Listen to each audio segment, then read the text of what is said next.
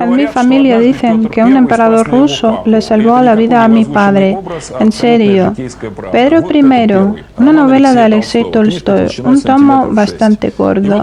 Aquí se ve la huella de una bala alemana. Este libro estaba en el bolso de mi padre al disparar un tirador. En otoño del año 41, en los suburbios de Leningrado. 871 días del sitio, 41 kilómetros de barricadas, 125 gramos de pan al día, 617 kilómetros de fosas antiataque. Sitio de Leningrado, el documental de Kirill Nabokov. Primera parte.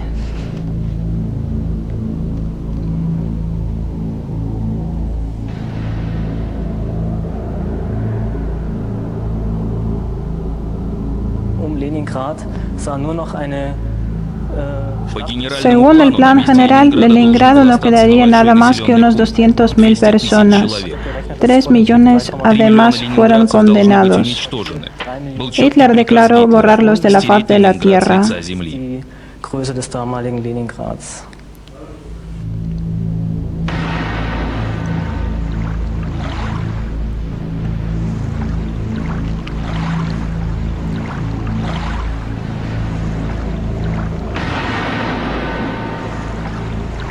Según una de las versiones, triunfado el agresor, el río Neva se convertiría en la frontera entre la Gran Alemania y Finlandia, con dos puestos, en el palacio y en el castillo.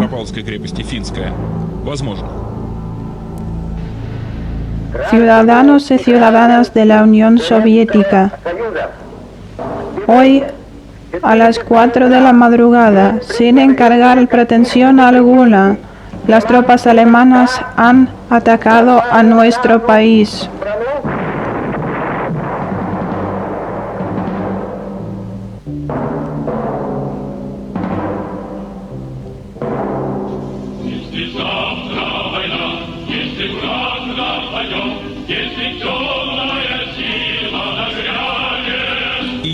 Junio del año 41, inicio de la guerra, movilización y entusiasmo en todo el país en espera de una victoria rápida.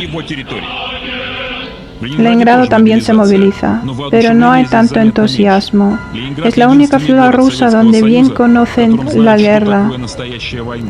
Hacía solo un año aquí ya habían visto docenas de miles de heridos durante la guerra contra la pequeña Finlandia, fallecidos también.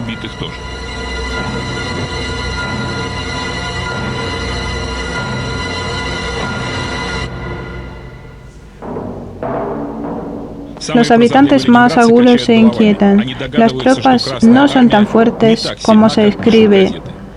Tiene razón. 2 meses después del inicio de la guerra, el enemigo ya está a 2 pasos de la ciudad, resoluto a tomarla por asalto. Parece fantástico, pero entre los generales de Hitler hubo un grupo de los que se atrevieron a contradecir a Hitler. Su experiencia advertía que no se puede tomar por asalto Leningrado, una ciudad tan grande y fortificada. Sería suicida. Hitler, al revés, insistía en el asalto con anhelo. Según el diario de guerra del Mando Supremo alemán, en verano del año 41, Hitler da visita al grupo de ejércitos norte, donde dice: Leningrado tiene una importancia principal. Moscú, sin comparar, no es nada más que un punto en el mapa. Adolf Hitler, el 21 de julio. Stalin telegrafía a Leningrado. Acaban de informar que el enemigo ha entrado en los suburbios. Hacia adelante la ciudad será perdida por nada. El 8 de septiembre de 1941, el grupo de ejércitos norte llegó a Leningrado desde el sur. Desde el norte se le acercó el ejército finlandés. Así Leningrado se quedó en el cerco. El mismo día pasa el primer ataque aéreo alemán. Se puede ver un vídeo hecho desde la cabina de un bombardeo alemán que vuela sobre el puerto de Leningrado.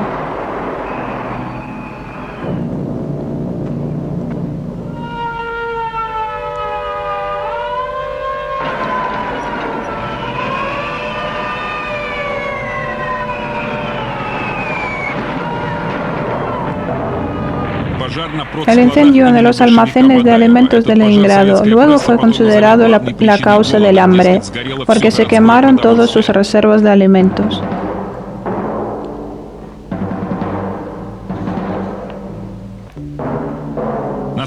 En realidad, en estos almacenes había productos solo para un mes. A la entrada de la ciudad, los estudiantes junto con sus maestros estaban excavando trincheras casi delante de los ojos de los alemanes. Muy a menudo los alemanes lanzaban proyectiles incendiarios sobre las mujeres y los niños que cavaban trincheras o los fusilaban desde baja altura. También lanzaban folletos con propaganda. Uno de los folletos invitaba en forma de versos: «Oyen, señoritas, no caben sus trincheritas, que vendrán nuestros tanquecitos y destruirán sus fositas». Y en el dorso llevaba un permiso de paso con invitación: «Bienvenidos a nuestro lado, aquí tenemos una vida bonita». Pero no había casos que la gente aceptara tales invitaciones.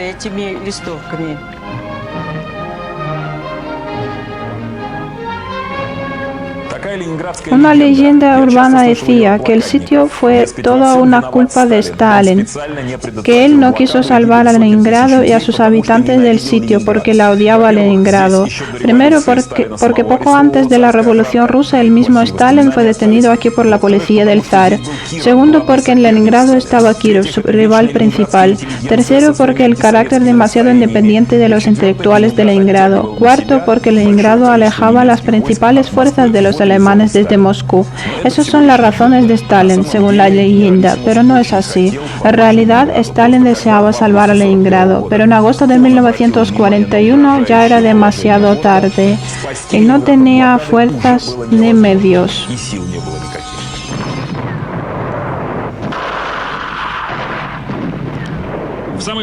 En el último momento, los generales de Hitler lograron convencerlo de que el asalto de Leningrado sería una locura.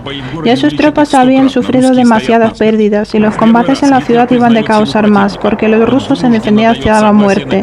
Por primera vez Hitler reconoció la fuerza de los rusos y se vio obligado a trasladar sus tropas de tanques y de aviones desde Leningrado hacia Moscú. El 20 de septiembre del año 41, los habitantes de Leningrado no sabían que los alemanes tomaran la decisión de no asaltar a la ciudad. Aplazaron el asalto para la primavera del año 42, en espera de la muerte pronta de la población y del ejército de Leningrado durante un invierno del sitio. Alemania, Freiburg, archivo. La directiva secreta del 29 de septiembre del año 41 dice: máximo secreto, solo para los oficiales. Después de la derrota de Rusia soviética, no tenemos ningún interés en Leningrado, que es demasiado grande. Se ordena rodear Leningrado y con fuego de la artillería y con bombardeo aéreo continuo, borrar esa ciudad de la faz de la tierra. No tenemos ningún interés en dejar vivo a nadie en Leningrado.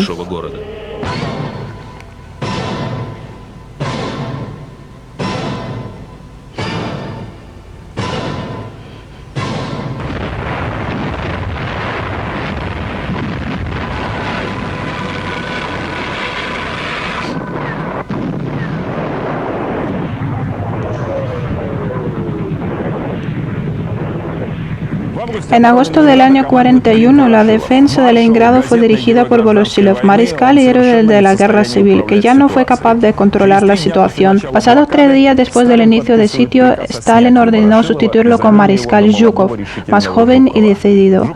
Zhukov llega a Leningrado y desde el avión va directamente al Palacio de Gobierno. En la puerta dice al mariscal Voroshilov: no tengo tiempo para formalidades, ceda el mando. Unos días después, Zhukov firmó la orden: ningún paso hacia atrás. Retirada en el frente de Leningrado supone un crimen militar y fusilamiento. Zhukov actúa de una manera dura, pero solo así logra poner orden en la ciudad. Zhukov se quedó en Leningrado poco tiempo. Su ingenio militar hacía falta en Moscú, que se preparaba para el golpe principal de Hitler.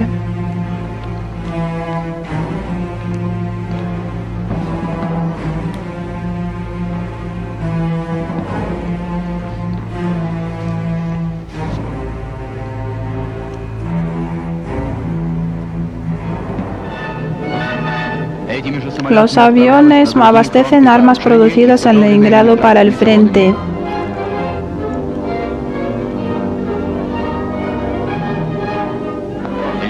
Telegrama de Zhukov a Leningrado. Agradecemos a los habitantes de Leningrado por su ayuda a los habitantes de Moscú en su lucha contra Hitler. Moscú, en sentido político y militar, fue un objetivo principal para Hitler. Por eso todos los recursos se dirigían para la batalla de Moscú. El Leningrado también, a pesar de una situación muy grave y varios intentos de romper el sitio, aunque ahora parezca extraño, enviaba a Moscú equipos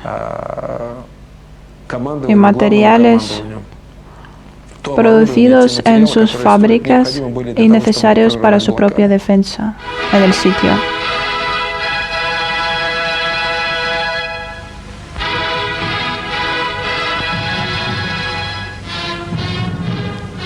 En los noticiarios alemanes aparecen presos rusos. Das sind die christlichen Soldaten, die Churchill und Roosevelt zum Kampf aufriefen. Que miren Churchill y Roosevelt estas caras asiáticas y bárbaras. No tienen nada humano. Son unas hordas de bolcheviques. Hace falta destruirlos. No es gente. ¿Cómo pueden sus aliados ayudarlos? En la propaganda se ve el ejército alemán en los suburbios de Leningrado.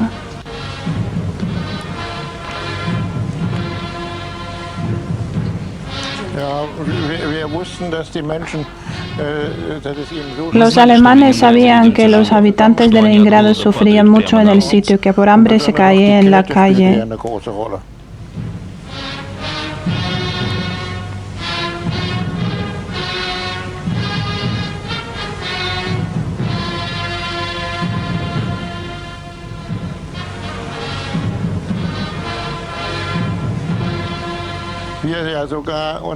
Estábamos tan cerca de Leningrado que se veía tranvías que pasaban por la ciudad.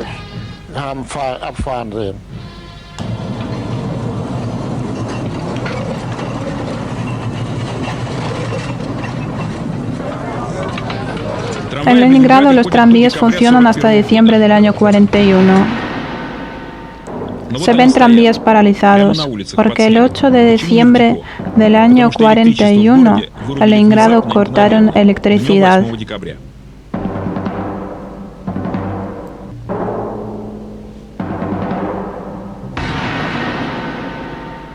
Cuando era niño me rodeaba la gente que había sobrevivido al sitio.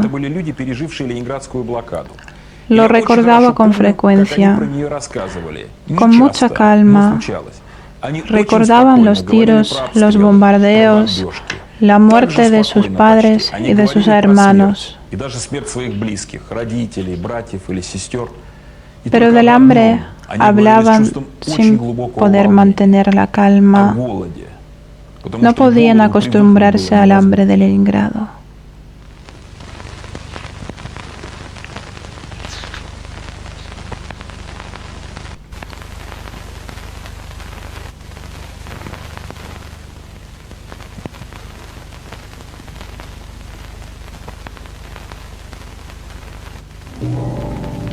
En los primeros meses del sitio de Leningrado todavía enterraban a los muertos en un ataúd en un sepulcro individual, aunque fue costoso. 500 gramos de pan por un ataúd, más 500 gramos de pan por trasladar el cuerpo, 500 gramos de pan por el servicio de sepultura, total de 1,5 kilos de pan. Para enero del año 42 no podían permitírselo, pagar 1,5 kilos de pan por un muerto. Recuerdos del famoso artista de teatro Nikolai Trofimov. Durante el sitio, él enterró a su hijo de 3 meses. Hemos envuelto a nuestro hijo en una manta. Hacía falta llevarlo. Encontramos un hospital en la calle cercana y lo llevamos ahí. Entramos en el patio del hospital. Todo el patio fue lleno de cadáveres apilados. Intentamos buscar a alguien que le hiciera ataúd y lo enterrara. Encontramos a un anciano de guardia, medio muerto de hambre, y le preguntamos quién podía enterrar a nuestro hijo. Nos mostró un camión cargado de cadáveres.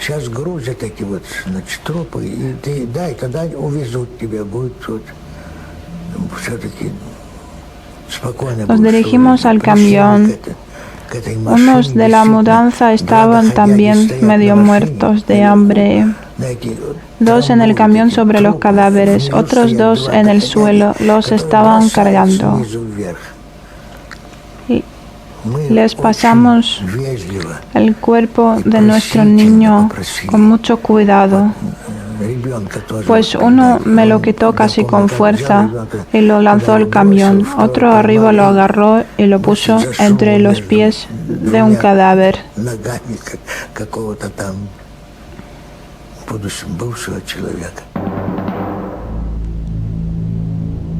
En este vídeo se puede ver el patio de aquel hospital donde Trofimov trajo a su hijo.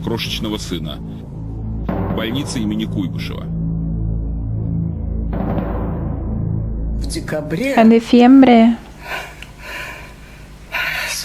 del año 41 estaba embarazada y me fui al hospital. Mi madre me acompañó. Tuvimos toque de queda. El oficial de guardia no nos dejó pasar, pues mi madre le dijo: hijo, la chica va a parir, déjanos pasar, por favor. Tuve que traer combustible para la lámpara del hospital. Es que no había luz. En la oscuridad confundieron mi bebé con otro. Mi bebé murió en abril. No podía nutrirla. No tenía leche, pues el bebé se intoxicó con leche de soja que me daban en la consulta. Se murió en un día.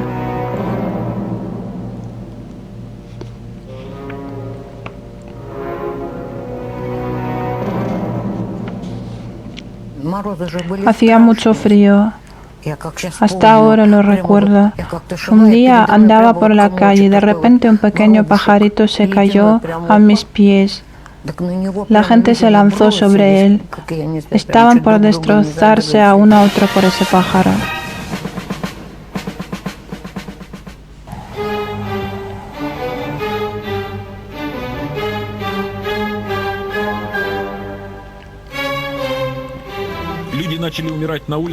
En diciembre del 41, la gente empezó a morir en plena calle, a centenares por día. Entre el 6 y el 12 de diciembre del año 41, 840 personas. Entre el 1 y el 10 de enero del año 42, 1030 personas murieron de hambre. Se trata solo de los muertos en la calle. En aquel momento, la norma de pan alcanzó su mínimo de 125 gramos por persona. La gente empezó a comer cola de pescado, corteza, piel, aceite de linaza, o sea, todo lo que lograban encontrar. El término enfermo de distrofia, antes desconocido, se hizo común. El 27 de diciembre del año 41, por primera vez en la historia de la medicina mundial, se abrieron los hospitales para los enfermos de distrofia. Les diagnosticaron a muchos habitantes de Leningrado la distrofia del tercer grado. Los síntomas de la distrofia del tercer grado son terribles. Los enfermos tenían ojos vacíos, que no se centraban en nada, tenían párpados brotados y diarrea sanguínea por el hambre. En este estado, el enfermo ya está condenado a muerte, es imposible salvarlo. El mismo término, distrofia alimentaria, fue inventado por los médicos en el sitio de Leningrado. En este caso, se recomienda la comida ligera 5 veces al día, llena de proteínas e hidratos de carbono, pero en el sitio no fue posible seguir esas recomendaciones, ni siquiera tenían el pan.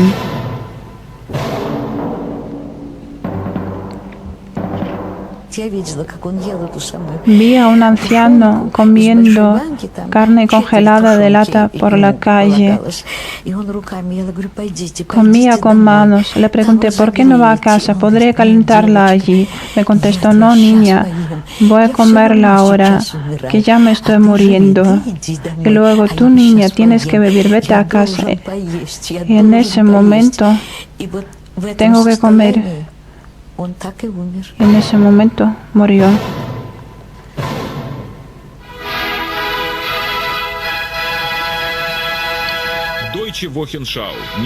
Grabación hecha por el Grupo de Ejércitos Norte a finales del año 41. Toda Alemania mira grabaciones hechas en los suburbios de Leningrado, donde se encuentra el ejército alemán. El documental informa sobre los acontecimientos en el frente de Leningrado.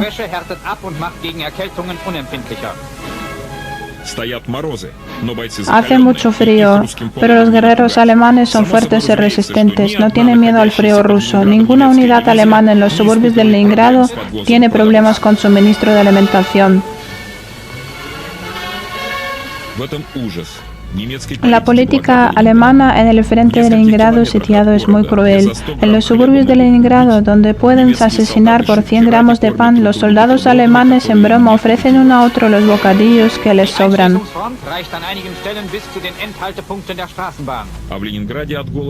Mientras que en Leningrado la gente se volvía loca de hambre.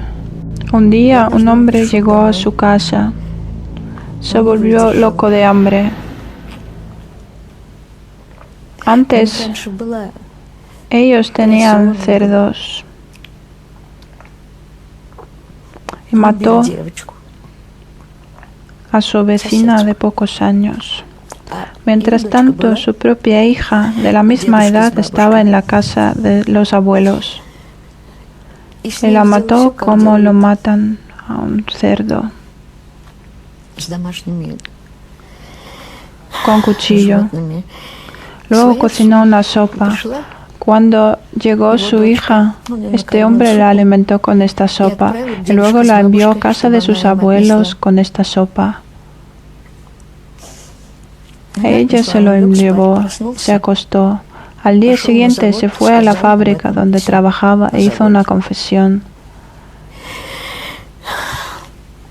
El mismo día lo fusilaron en el patio de la fábrica.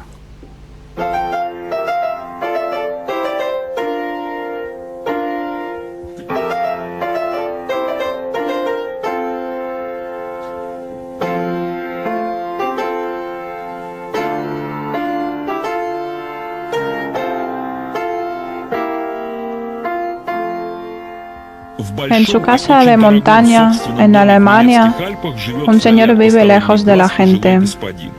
Es participante de la Segunda Guerra Mundial. Sufrió 8 hemorragias cerebrales, pero logró no perder el placer de la vida. Toca el piano a gusto para sus huéspedes rusos. El señor proviene de una antigua familia alemana y tiene un nombre alemán, Hermann Leeb. El retrato en la pared es de su padre, Willy. Su nombre completo fue Wilhelm Ritter von Leeb.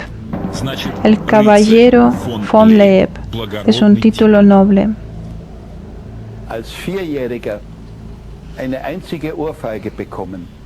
Una vez mi padre me dio una bofetada por haber vertido tinta sobre su mesa. Bueno, se ocupaba de mi educación, pero no demasiado. Siempre estaba ocupado, casi nunca estaba en casa. Me crió mi madre, una institutriz.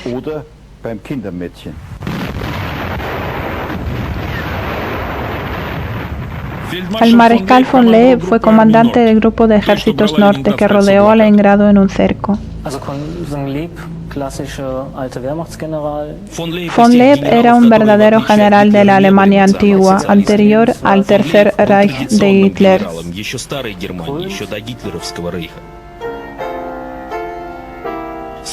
El hijo de von Leeb recuerda que su padre era severo, siempre cumplía órdenes, pero no tenía culpa por las atrocidades alemanas que pasaban en la Unión Soviética. Era solo un soldado que cumplía órdenes, aunque en su alto grado de mariscal de campo. Cuando el sitio ya había empezado, mi padre le preguntó a Hitler: «Pronto de Leningrado saldrán las mujeres con los niños en sus manos. ¿Qué le vamos a hacer?» «A disparar», le contestó Hitler.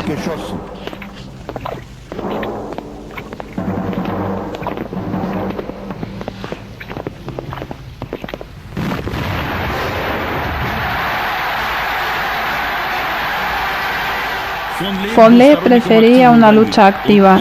En otoño logró convencer a Hitler de empezar una ofensiva hacia la ciudad de Tikhvin, para juntarse con las tropas finlandesas, cerrar el segundo cerco y cortar Leningrado de la Tierra Grande, pero su operación fracasó.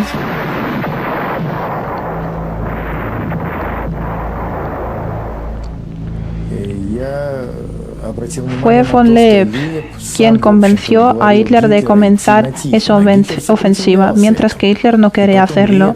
Luego el mismo von Leeb confesó: «Mi Führer, tengo la culpa por insistir en aquella ofensiva». Hay documentos en los archivos alemanes que lo comprueban. Los planes de von Leeb fracasaron. A principios del año 42 lo retiraron. La carrera militar de von Leeb terminó en Leningrado.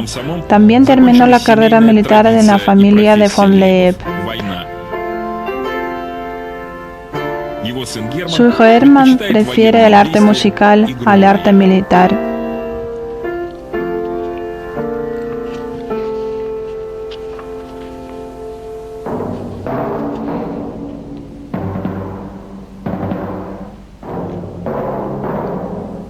A finales de marzo, por primera vez desde el inicio del sitio, abrieron las saunas rusas, cerca de la calle Ligovsky. Fuimos allí junto con mi hija. En esta sauna, los hombres y las mujeres se encontraban en la misma sala. Y al quitar la ropa, nos echamos a reír. Todos parecíamos unos verdaderos esqueletos, unos huesos cubiertos de piel. Nos reímos todos juntos, hasta aparecer lágrimas. Mira lo que somos ahora. Los evacuados desde Leningrado no podían ver la propaganda soviética sobre el sitio sin risa. Los noticiarios informaban: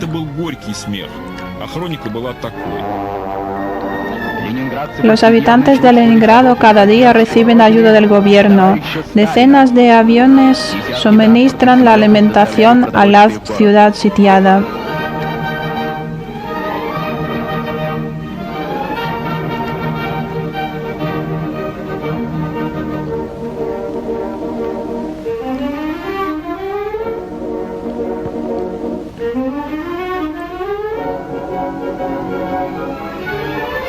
La misión de abastecimiento de alimentos a Leningrado en condiciones de sitio está cumplida.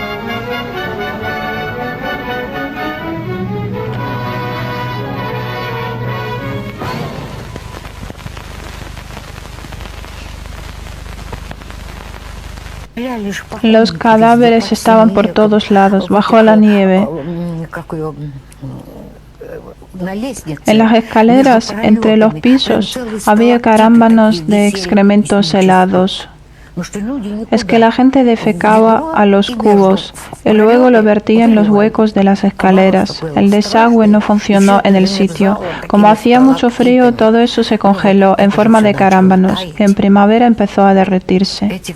Cuando se derritió la nieve, en las calles se descubrieron cadáveres. Los alemanes esperaban una epidemia inevitable en la ciudad.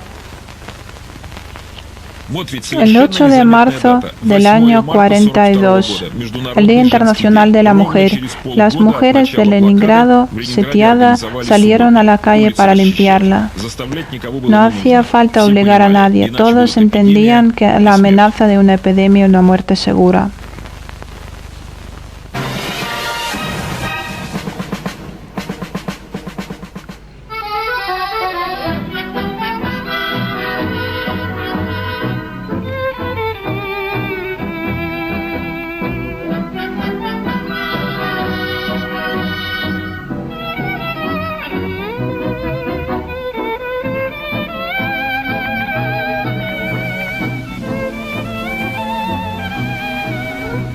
El año 2003, San Petersburgo. Por las orillas del río Moika está andando la famosa actriz de teatro. Va a su casa donde vivió durante el sitio. Alisa Frendek, la gran actriz rusa alemana por descendencia. Aquí está nuestra casa, primer piso, 2 ventanas de este lado. Esta fue nuestra habitación. El piso compartido contaba con 6 ventanas. La historia de la artista es impresionante. Tuvo suerte 2 veces. Primero, no la exiliaron a Siberia como los demás alemanes de Leningrado. Segundo, logró sobrevivir al sitio.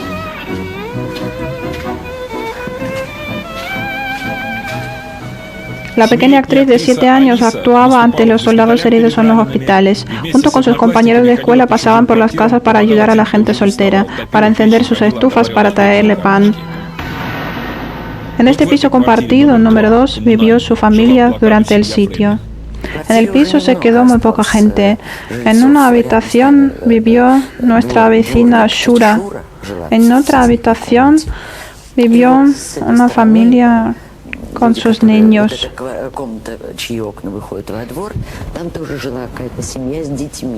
Cuando mi madre se iba a trabajar, me dejaba en su casa para que no estuviera sola.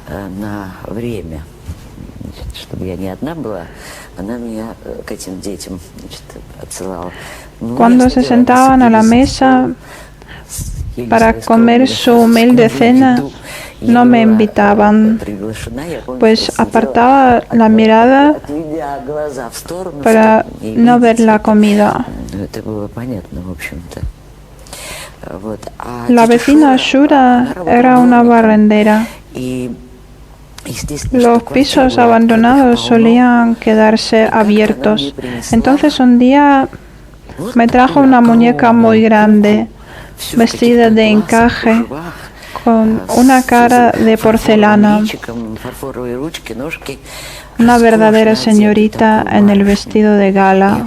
Fue muy emocionante. Encontró a esa muñeca en un piso abandonado y me la trajo. Muchas cosas a recordar.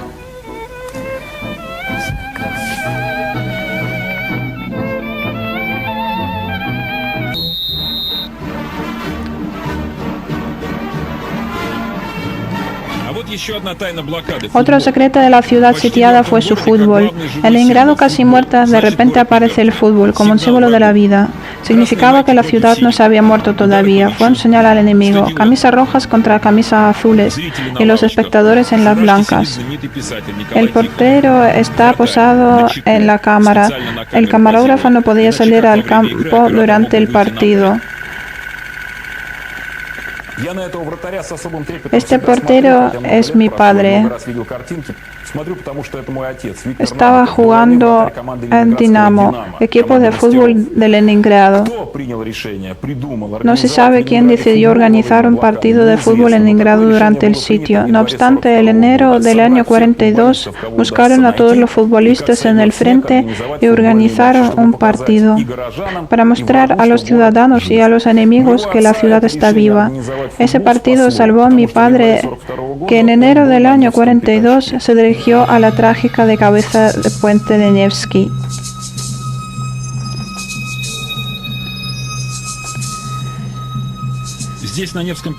En la cabeza de puente Nevsky hasta nuestros días se encuentran cráneos y huesos de los soldados muertos.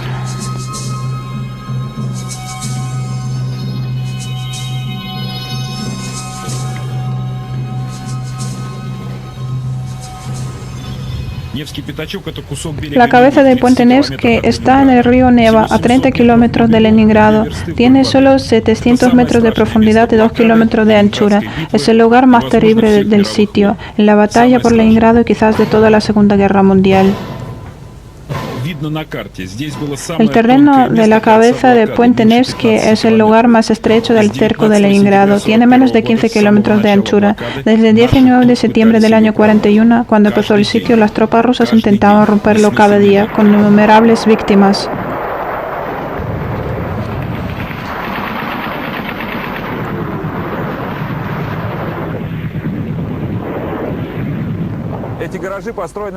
Toda esta tierra está llena de huesos humanos. Es la orilla del sur del río Neva, la cabeza de Puente Nevsky. 200 metros más allá se encontraban los alemanes y en otra orilla los rusos. Estaban buscando lanchas por toda la ciudad para atravesar medio kilómetro del río Neva cada día. Mucha gente se ahogó allí bajo el fuego continuo de los alemanes.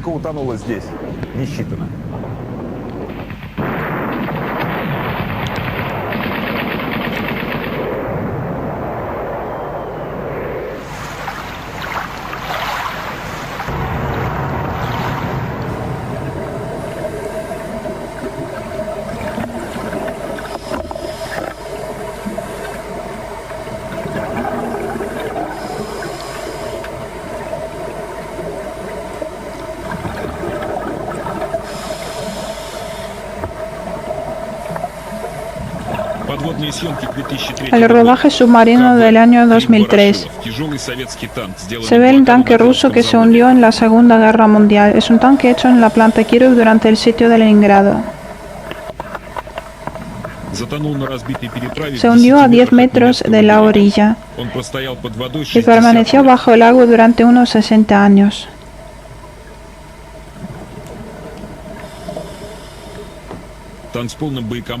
Se ve el módulo de combate de 136 pertrechos. Quizás la tripulación se hubiera escapado. Bajo el fuego de ametralladoras alemanas, el cruce se realizaba bajo el fuego continuo.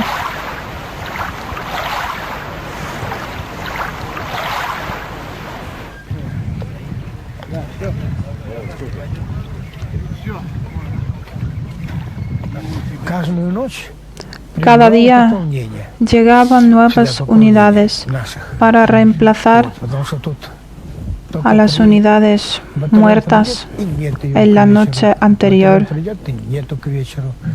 Y cada nuevo batallón caía muerto al día siguiente. Los ataques continuos de los alemanes provocaban contraataques rusos. Aquí tengo la carta de primer teniente Pashkov, que combatía en ese lugar. Había cadáveres por todos lados. Nos escondíamos detrás de ellos. Excavamos refugios en la colina. Los iluminamos con cable de electricidad encendido que nos dejaba negros del humo. Cada día los soldados se levantaban en contraataque. Realizaban hasta 10 ataques al día. Desde la cabeza de puente había solo 2 caminos, al hospital o a la tumba. Hasta ahora no conocemos el número exacto de los soldados muertos aquí. Según los datos de la Unión Soviética, fueron destruidos unas 50.000 personas. Según los datos alemanes, 500.000 soldados rusos.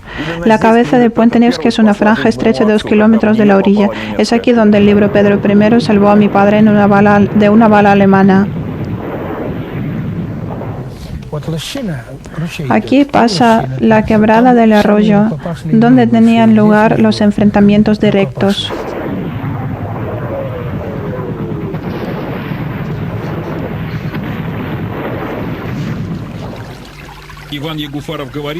El guerrero Yegufarov dice que aquí fue herido su compañero Vladimir Spiridonovich Putin, el padre de nuestro presidente.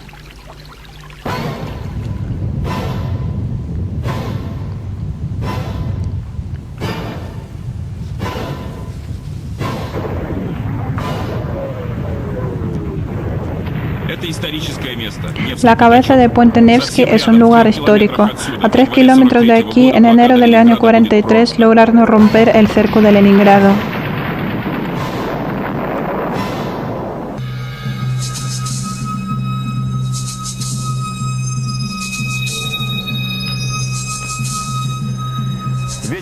La llama perpetua, música y estatuas de bronce. Los monumentos importantes al sitio de Leningrado se inauguraron solo 20 años después de la Segunda Guerra Mundial. Este monumento en Leningrado se inauguró 30 años después de la victoria. Pero antes no solían recordarlo mucho, sobre todo después del fusilamiento de los jefes de Leningrado en el año 48. Para que el heroísmo de Leningrado no superara el de Moscú. En los últimos 40 años ya conocimos mucho sobre los mártires del sitio de Leningrado, pero se queda mucho más por conocer. Por ejemplo, lo que pasó en los suburbios de Leningrado.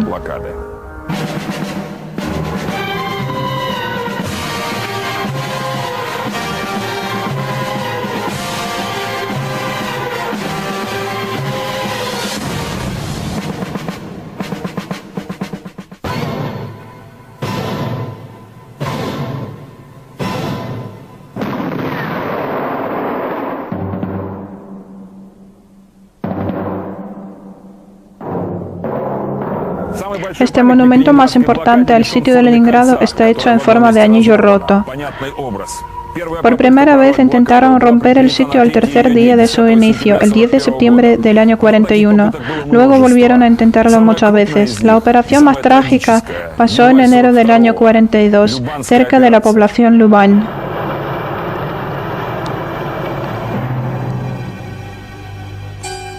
En enero del año 42, el segundo ejército ruso avanzó hacia Leningrado desde el sur.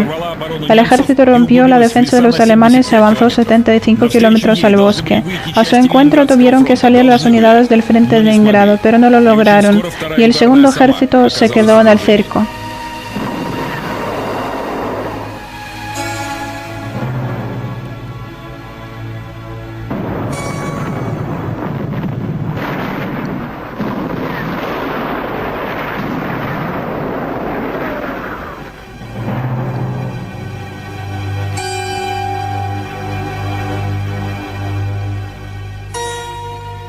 En marzo del año 42, el segundo ejército se quedó rodeado por los alemanes. El general Andrei Blasov, especialista en cercos, fue enviado al ejército rodeado como su comandante para salvarlo. Pero ya era demasiado tarde, ya no fue posible romper el cerco. En junio, el ejército rodeado empezó a sufrir del hambre. Durante 23 días en junio no recibimos nada de comida. ¿Y qué comieron entonces? Todo el mundo me lo pregunta. Pues comimos hierba. Hay hierba ácida llamada la uva del gato. La recolectamos en el bosque, buscábamos un puñado de esta hierba, luego la cocíamos en el agua hirviente y comíamos esa sopa. Además, había muchos caballos muertos en otra unidad del ejército. Nosotros también perdimos a muchos caballos, lo que nos parecía un desastre ante la ofensiva planificada. Bueno, también cocinamos el caldo de cuero, de piel, y comimos esa sopa.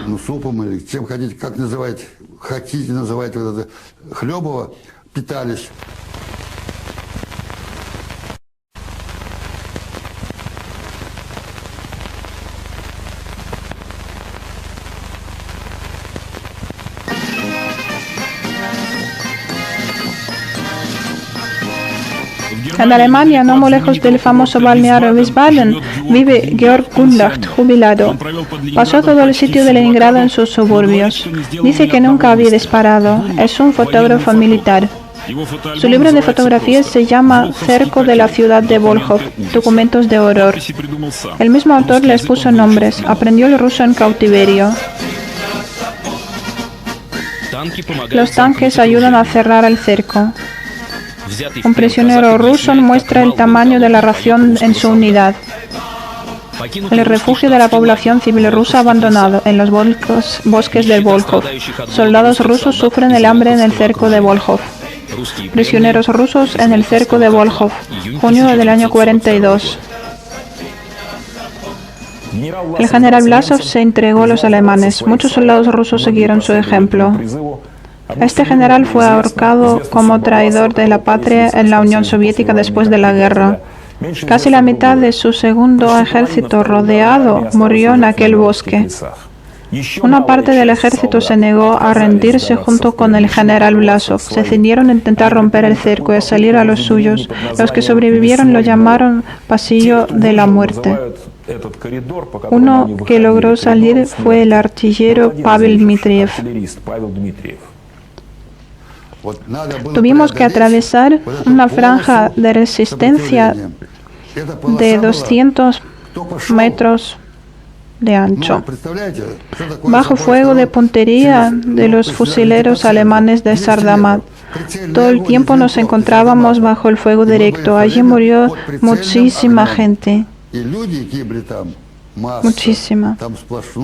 Hubo una capa gruesa de cuerpos de los soldados rusos que habían muerto en esa franja. La llamábamos el Valle de la Muerte. La muerte estaba a cada paso. ¿Cómo seguimos adelante? Pasamos de un embudo a otro, rodando, arrastrando, cada uno a su manera. Lo más horroroso fue acercarme a nuestro soldado herido, que sufría y no podía hacer nada. Y te rogaba matarlo de un disparo. ¿Y cómo uno podía disparar contra su compañero?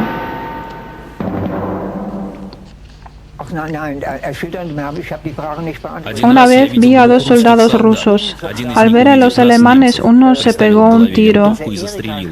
No quiso caer prisionero. Otro estaba tumbado insensible, medio muerto. Estaba herido y agotado. Sus costillas resaltaban en su cuerpo. En la foto se ve un muchacho ruso que se disparó delante de los alemanes.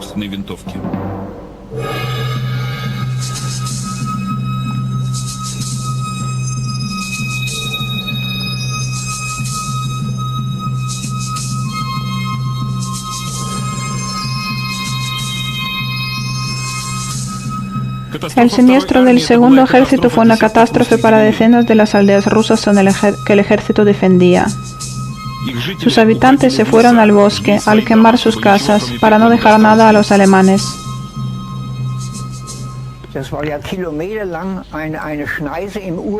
Ahí hice muchas fotos de los árboles sin corteza. Además, vi a una familia, a una mujer y sus hijos de 3 y 4 años que estaban sentados juntos y comían hierba y corteza. Nunca se me olvidará.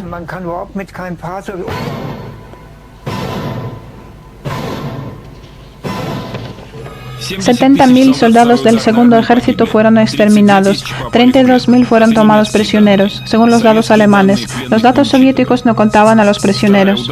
El segundo ejército ruso fue destruido por completo. En primavera del año 42 no lograron romper el sitio de Leningrado.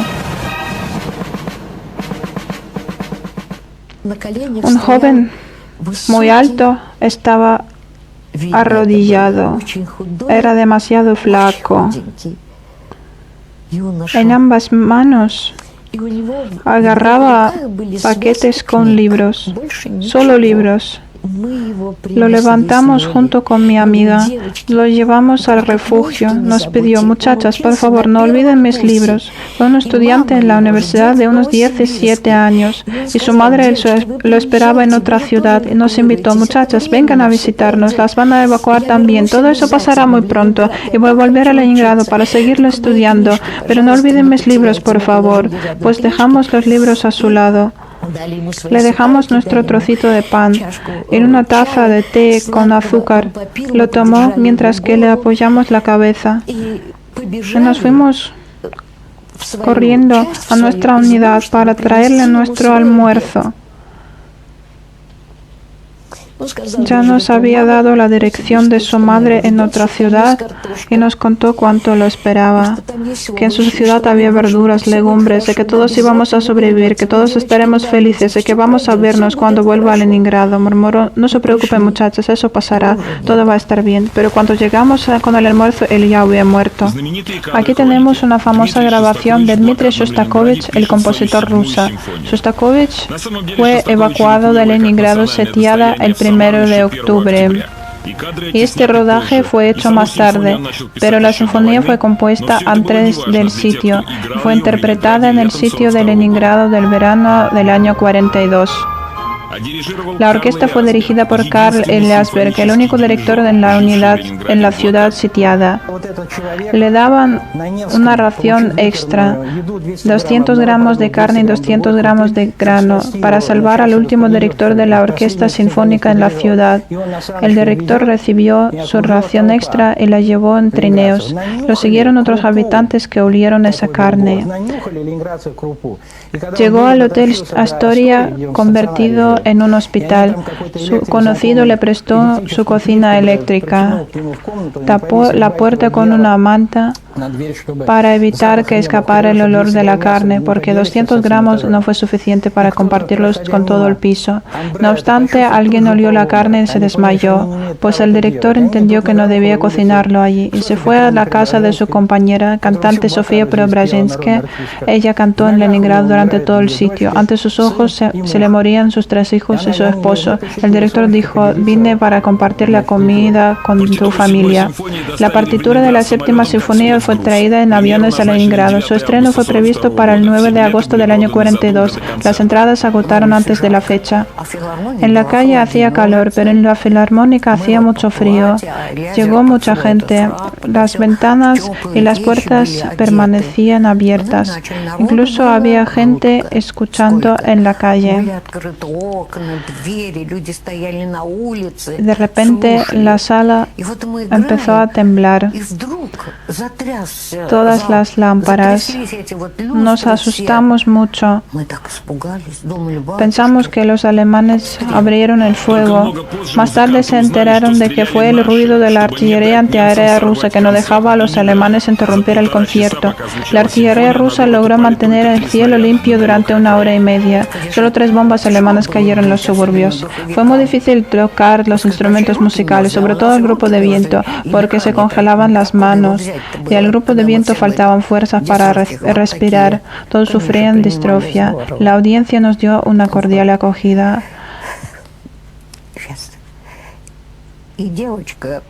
El director recibió un ramo de flores de una muchacha de 15 años. Su familia vivía en los suburbios y tenía un jardín con flores.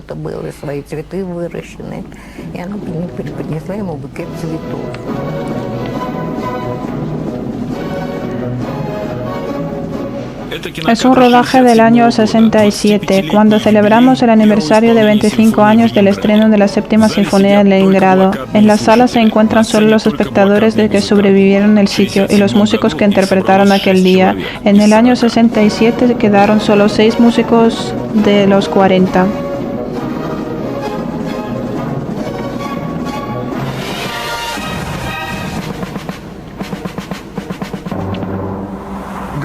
El aviso dice: ciudadanos, este lado de la calle es más peligroso durante el bombardeo. Antes había muchos avisos en la ciudad, ahora se quedan pocos en memoria del sitio. ¿Por qué este lado es más peligroso? Porque las ventanas de sus casas dan al sur, hacia la artillería alemana, que disparaba contra la ciudad. Otro lado de la calle da al norte, donde se encontraban los finlandeses, aliados de los alemanes, pero no abrían el fuego contra Leningrado. Los finlandeses se aliaron con los alemanes para adjuntar sus territorios recuperados por la Unión Soviética en primavera del año 40. Pretendían hasta las tierras en el norte de Leningrado, en el istmo de Karelia. Al principio de la guerra, los periódicos y la radio finlandés hablaron sobre el avance de las tropas alemanas y su pronta victoria. Nuestro interés principal fue recuperar nuestros territorios. Nos entusiasmaron los éxitos de Alemania.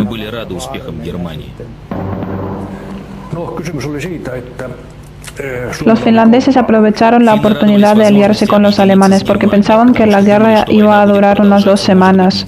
Esperaban recuperar sus territorios, más al juntar la región oriental de Karelia.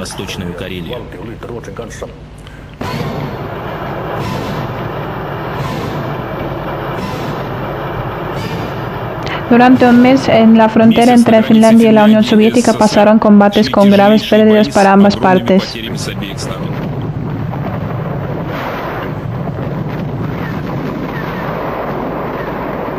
A finales de agosto, en el istmo de Karelia, los finlandeses avanzaron hasta su antigua frontera con la Unión Soviética. Leningrado estaba a 30 kilómetros de allí, pero no continuaron su avance.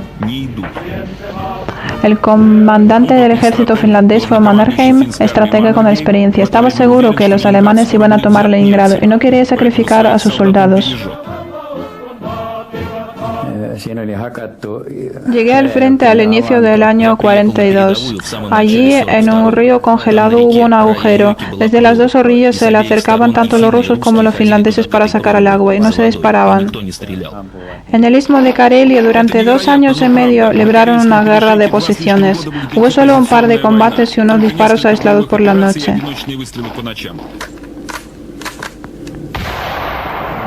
La crónica militar finlandesa muestra una vida pacífica de sus soldados en el frente. Sus soldados trabajan en el campo, recolectan las bayas, juegan, incluso se casan durante la guerra. Un teniente celebró su boda a 1 kilómetro del frente.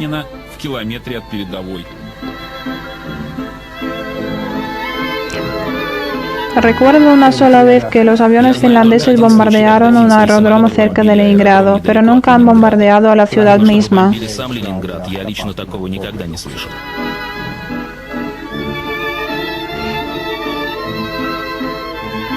Una exposición en el Museo Militar Local de Finlandia. Son artículos de madera tallados por los soldados finlandeses a 30 kilómetros de Leningrado hacia el norte. Fue su oficio principal durante la guerra.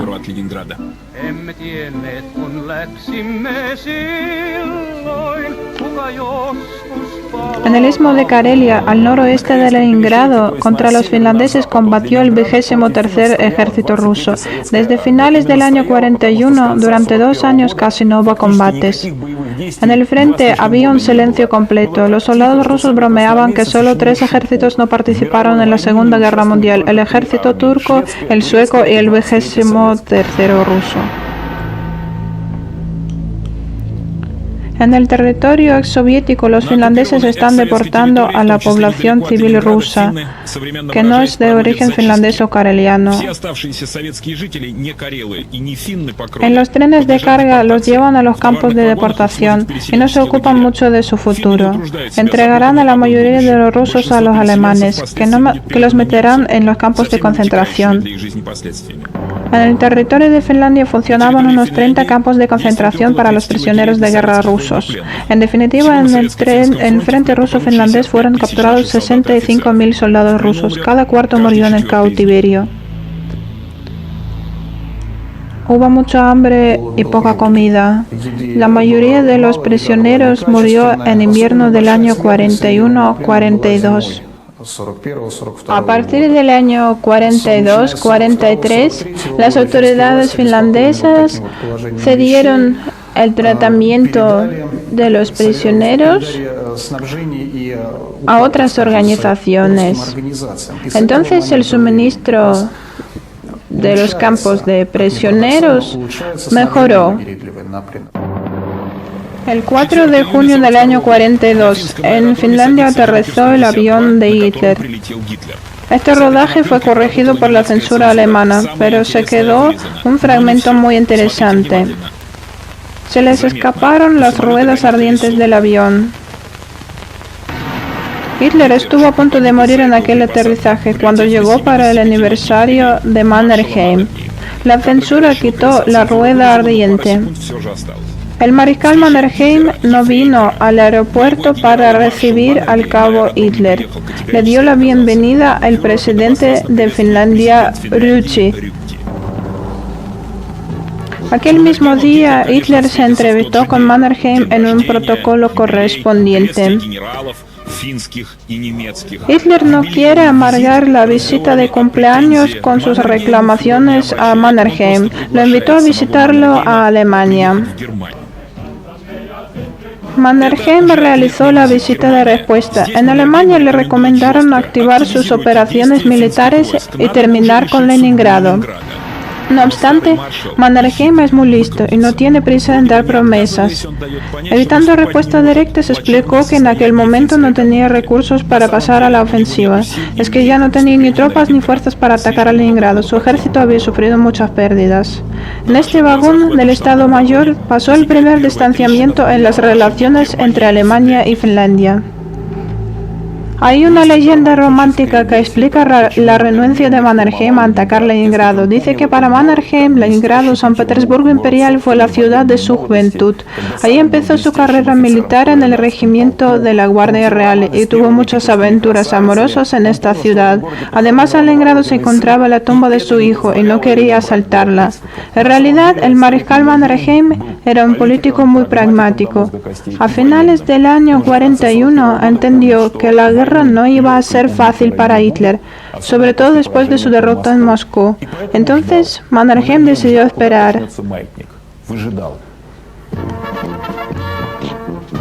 En el año 43, los finlandeses empezaron a aproximarse a la Unión Soviética. Continuaron negociaciones secretas, pero sin muchos resultados.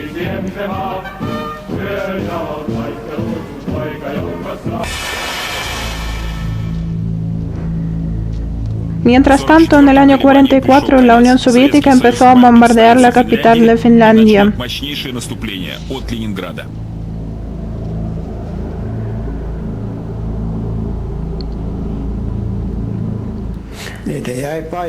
En aquel entonces muchos murieron donde se encontraban. Fue un verdadero infierno. Después de 2 años de la vida bastante tranquila, no encuentro las palabras para expresar aquel horror. La artillería finlandesa intentó emportar el fuego, pero en vano. Los rusos disparaban con tanta fuerza, con tanta concentración, que eso asustaba.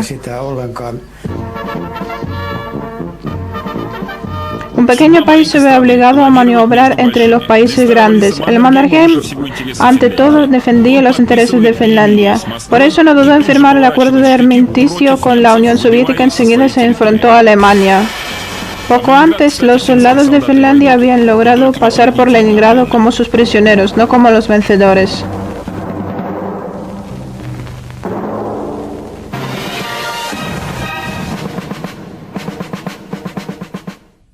Un día andaba por la calle central. De repente algo me golpeó contra la pared. Resultó la onda explosiva de una bomba alemana. Luego seguí caminando. A lo lejos vi un tranvía. Lo impactó esa bomba. Ese tranvía pasaba por la calle bombardeada, cerca de la calle central. Los peatones quitaban los cadáveres. Me puse a ayudarlos. Una de las artistas de nuestro teatro sacó del tranvía a una niña que perdió su brazo y gritaba: ¿dónde está mi brazo? Porque en la mano perdida agarraba cartillas de racionamiento.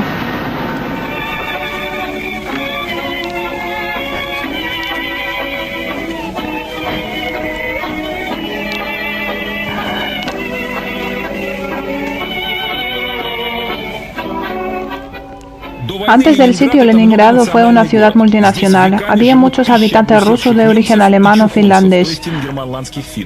Unos 100.000 alemanes y unos 135 finlandeses. Al desencadenarse la guerra empezaron a sospechar su colaboración con Alemania. Se ordenó su deportación total en 24 horas.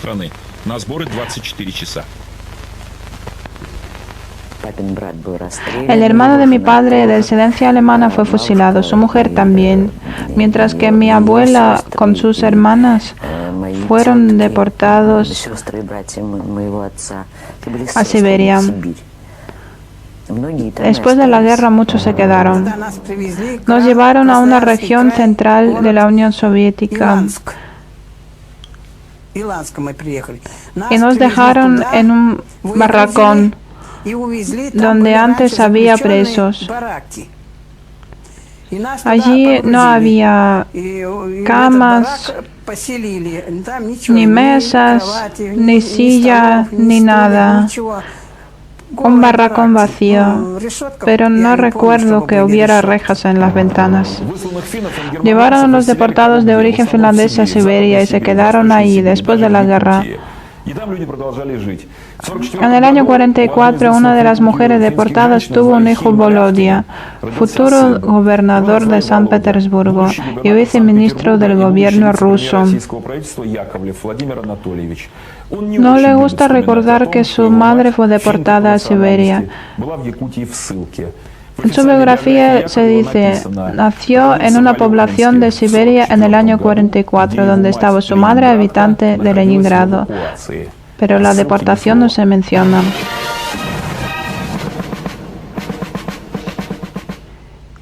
Cuando sufríamos de distrofia, podíamos tomar un poco de whisky con el agua. En este estado, el alcohol no emborracha.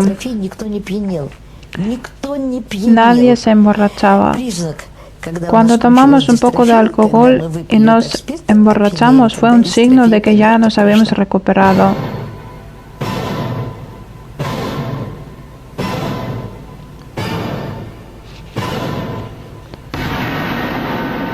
En los suburbios de Leningrado se encontraban 9 palacios residenciales. Los alemanes los ocuparon en septiembre del año 41.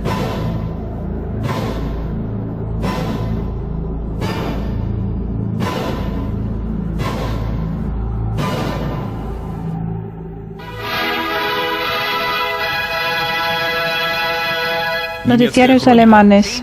La población local saluda a sus nuevos dueños. Nunca sabremos si esas grabaciones son auténticas o falsificadas. Sus autores alemanes, así como sus colegas rusos, eran grandes maestros de propaganda.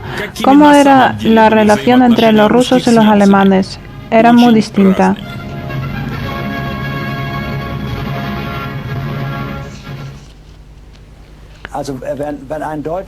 Si un soldado alemán se atrevía a violar a una mujer rusa, los comandantes lo fusilaban enseguida, sin excepciones. Cruzaba el parque sola, sin miedo. Nadie me amenazaba. Cuando llegamos al frente, vimos unas aldeas por donde habían pasado los alemanes. Se quedaron destruidas y quemadas completamente. Vimos a los habitantes civiles asesinados y a las mujeres violadas. Eso es lo que eran los alemanes.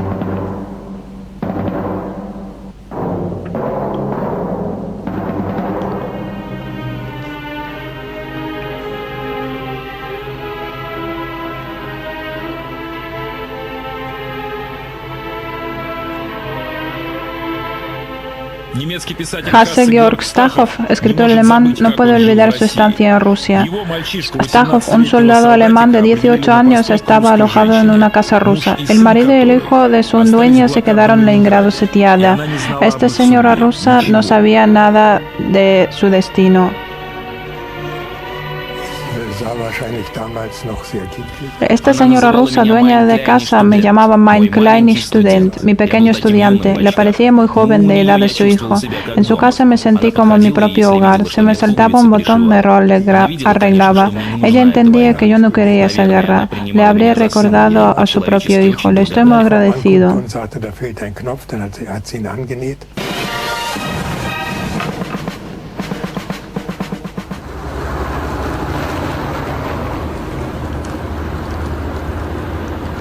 Es la residencia real de Gatchina, la ciudad satélite de Leningrado.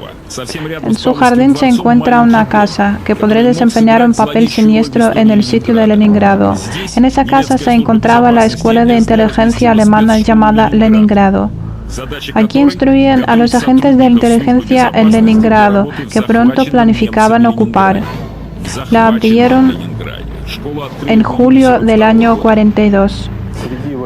Su misión fue reclutar entre los prisioneros rusos a la gente dispuesta a colaborar.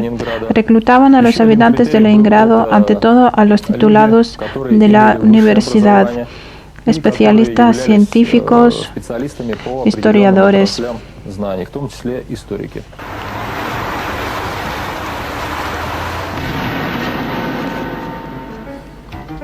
El archivo del Servicio Federal de Seguridad en San Petersburgo, Leningrado. Un extracto del acta de interrogatorio del agente de Servicio de Inteligencia alemana Alexander Bene. Los agentes de inteligencia tenían que entrar a Leningrado con las tropas alemanas, ocupar puestos de jefes políticos de todos los distritos de Leningrado. Su misión fue apoderarse de los documentos secretos, capturar e interrogar a los patriotas rusos de Leningrado.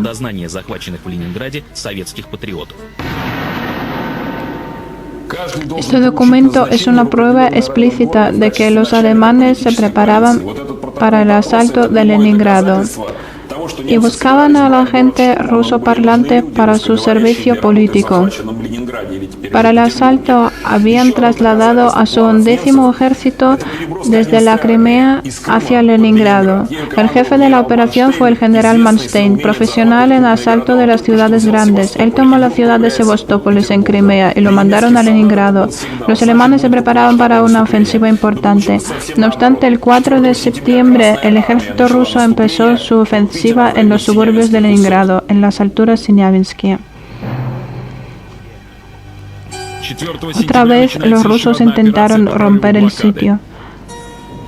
Tenemos una foto alemana del otoño del año 42. El cartel en el frente de Leningrado dice: "Aquí empieza la cola del mundo". Se referían a los pantanos de los suburbios de Leningrado.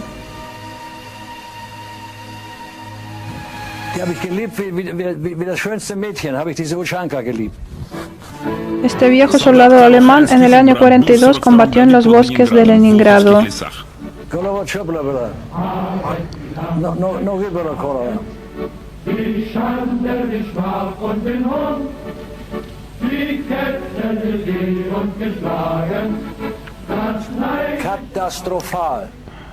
Una catástrofe es una palabra que califica bien el estado de ánimo del ejército alemán. Nos pareció que Hitler se volvió loco, nos parecía que nunca íbamos a salir de allí.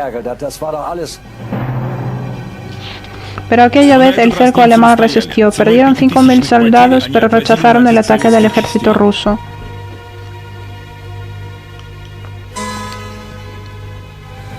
El ejército alemán, al agotar sus recursos, se negó a asaltar Leningrado.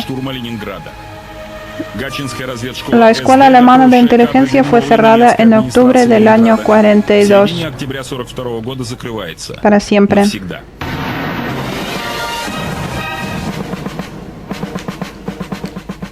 Ya no hacíamos caso a nada. Y nada nos asustaba. Un día, al volver del trabajo, en el portal me tropecé con algo. Resultó un cadáver. Entonces pasé sobre aquel cadáver y me fui a mi casa. Si me volviera a pasar, hoy gritaría como una loca y me iría corriendo.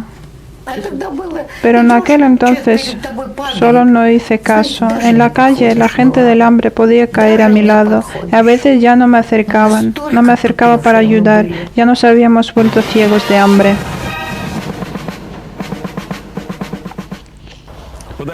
Al llegar a Leningrado, los alemanes empezaron a bombardearla con artillería pesada a diario. Las cúpulas y las agujas doradas de la ciudad se veían bien con mal tiempo. Eran puntos de referencia ideales para la artillería alemana. El brillo de oro fue un problema grave. 4 alpinistas subían a esas cúpulas doradas para taparlas.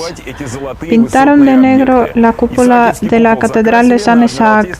La aguja dorada la vistieron con una media enorme. En el noticiario de posguerra se puede ver a una chica alpinista que le quita esa media a la aguja. No obstante, las agujas doradas fue solo una parte del problema. En Leningrado se encontraban muchas fábricas militares importantes, no las podían pintar y hacía falta defenderlas del fuego. Es cuando inventaron soluciones muy originales.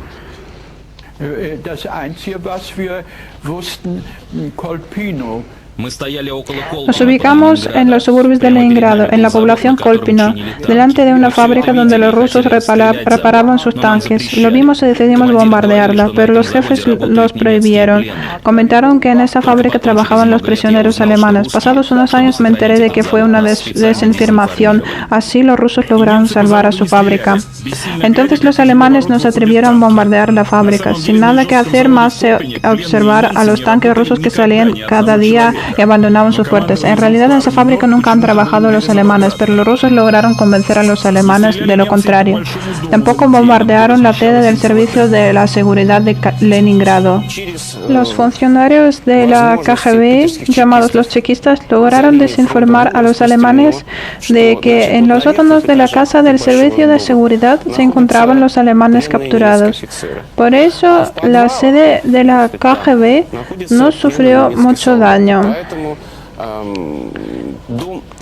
Además, desde el 22 de junio en esta casa vivían los funcionarios del Servicio de Seguridad.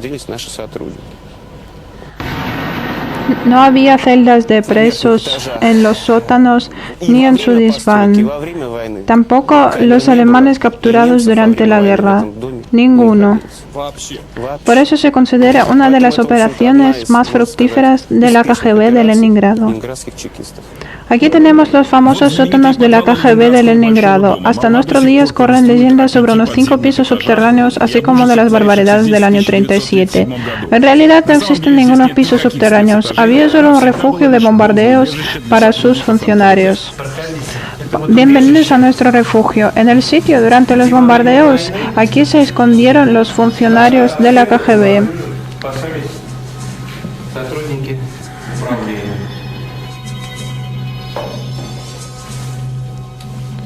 A diferencia del Palacio del Gobierno, la sede del KGB no recibía raciones extra. De sus 300 funcionarios muertos en el sitio, 70 murieron del hambre.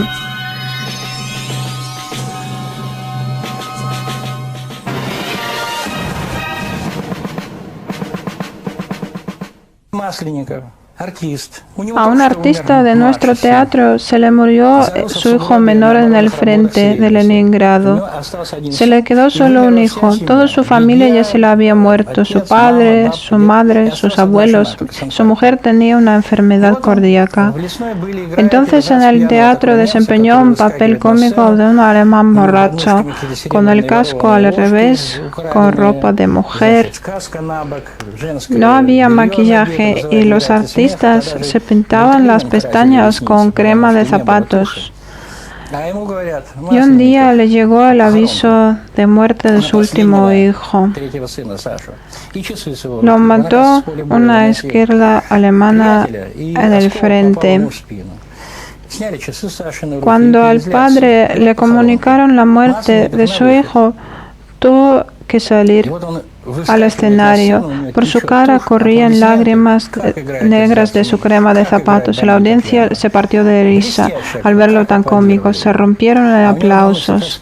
El pobre quiso esconder esa noticia de su esposa, copiando la letra de su hijo y mandando las cartas desde el frente.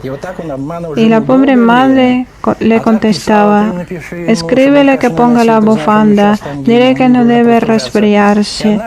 Pero un día una vecina le comunicó a su esposa esa noticia. Ay de ti, pobrecita, que se te ha muerto tu último hijo. Cuando el artista volvió a su casa, encontró una mesa cubierta para 11 personas. Su esposa invitaba a todos a comer. Hijos, pongan más pan, que ya se ha terminado la guerra. El artista llamó al médico. Ya no se le podía ayudar a su esposa, que se volvió loca. Durante 19 años, cada vez que se llamaban a la puerta, ella preguntaba: ¿es mi hijo?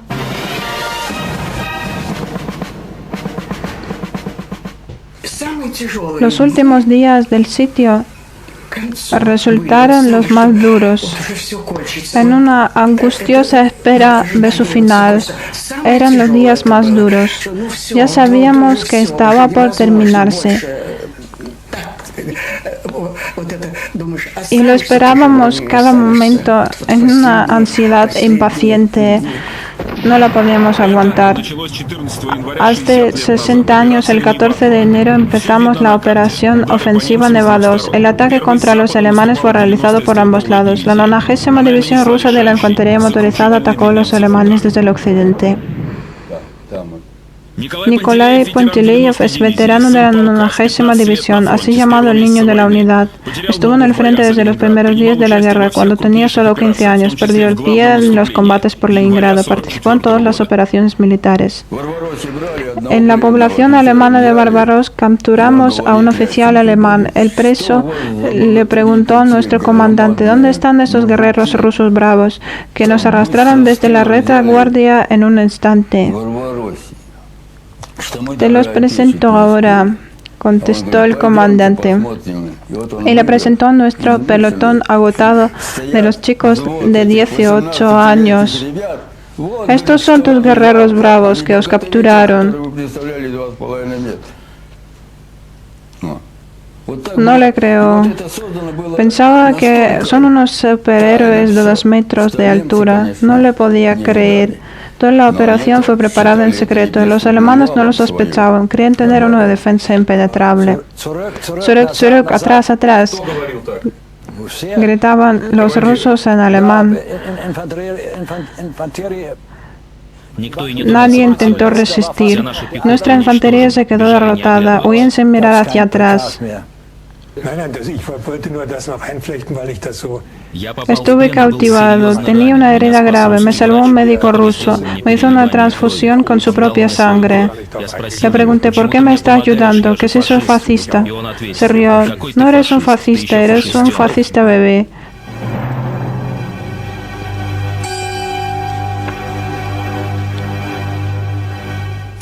En esa fosa común descansan 3.000 soldados que habían muerto en los primeros días de la Operación Neva 2. Entre otros, el nombre de Bulgakov. Y aquí está el mismo Vadim Bulgakov, gravemente herido en la batalla final por Leningrado. Pensaron que ya se había muerto, pero él logró sobrevivir.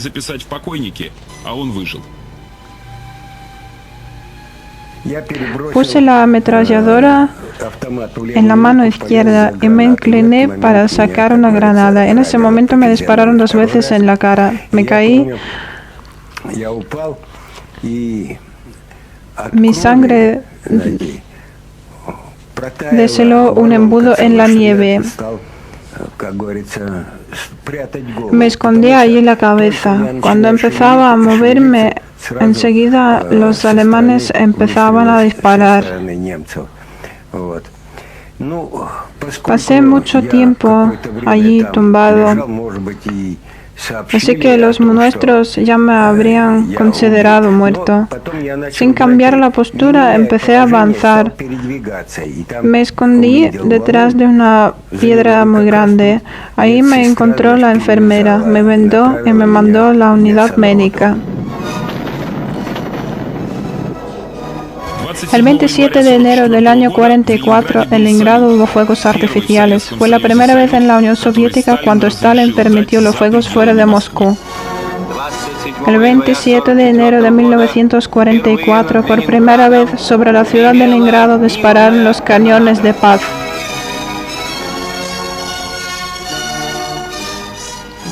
Subimos al tejado para ver los fuegos artificiales. Y allí mismo nos pusimos a bailar. Fue impresionante saber que son los disparos de paz, que no nos van a matar, que no caerá ninguna bomba. Las administraciones alemanas calcularon sus pérdidas en el frente de Leningrado. Son 150.000 personas. Las pérdidas del ejército ruso son 7 veces superiores.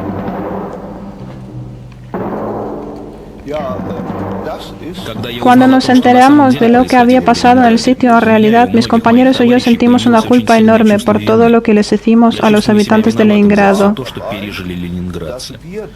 Ahora visito a Leningrado, a San Petersburgo con mucha frecuencia. Cada vez que llego a la ciudad le pido perdón. Perdóname el sitio Leningrado.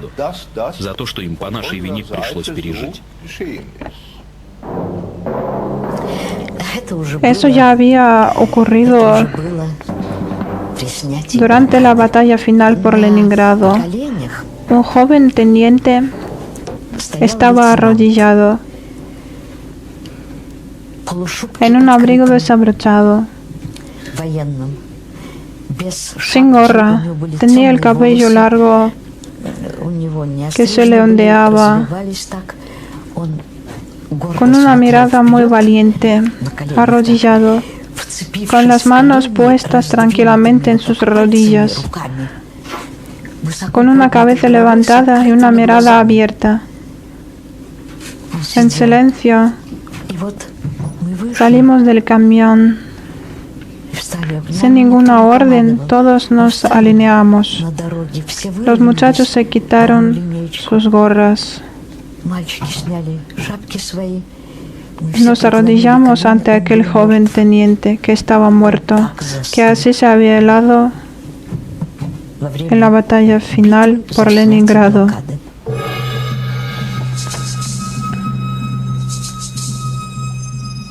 El precio del sitio: 1 millón de soldados rusos muertos, 1 millón de habitantes de Leningrado muertos. Nada parecido conoce la historia mundial.